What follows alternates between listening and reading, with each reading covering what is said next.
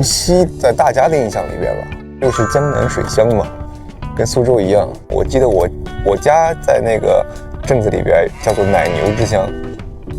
小时候环境还真不错，小时候随处都可以见到那种小田，但是不是那种像平原上的那种大批量的田啊。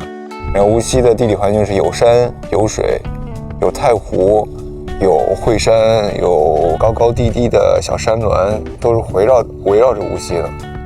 它是一个非常典型的江南城市地貌。太湖对无锡也是一个什么样的存在？首先，太湖肯定不是无锡的，因为它周围有很多的城市，太湖太大了。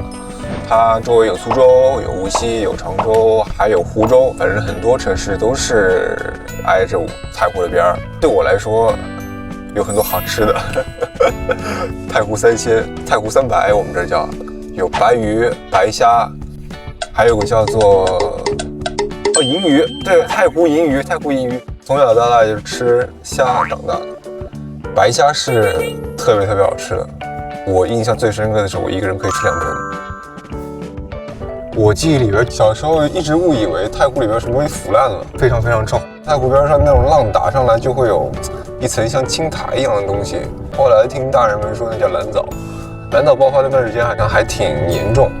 后来慢慢的，他们就开始治理这个。上一次来太湖应该是也是前几年吧，在太湖边上吃了顿饭，跟家里人一起，又突然就没有了。